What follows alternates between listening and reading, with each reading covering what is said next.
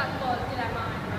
Näiteks poiss, kes praegu filmib seda video, on pärit Koreast. Minu parim sõbranna on pärit Mehhikost. Nii et kindlasti leiab siin uusi sõpru üle maailma.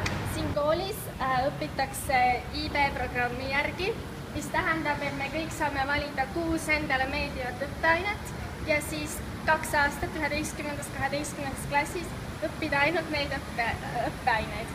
Näiteks minu õppeaineteks laiemal alal on film, mis on väga hea, bioloogia, väga hea geograafia ja kitsamal erialal matemaatika, eesti keel, mis on muide päris tore õppida siin, ja inglise keel. Kuna kool on nii suur, siis siin on hästi head võimalused tegeleda ka näiteks spordiga, kui sulle meeldib muusikaga või tantsimisega. Mulle meeldib sport, nii et mina saan tegeleda võrkpalli, sulgpalli, ujumise, jooksmise, kõigega, mis mulle meeldib.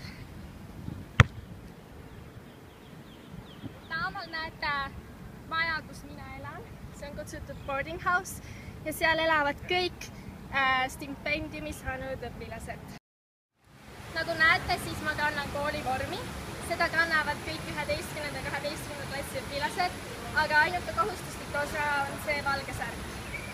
Ja meie campuses on ka palju loodust, nagu näete, taimed igal pool, nii et rohelusest siin puudu ei jää. Need 7 kuud, mis ma siin koolis Singapuris veetnud olen, on ühed parimad 7 kuud minu elus. Miks need ei võiks olla ka parimad 2 aastat sinu elus?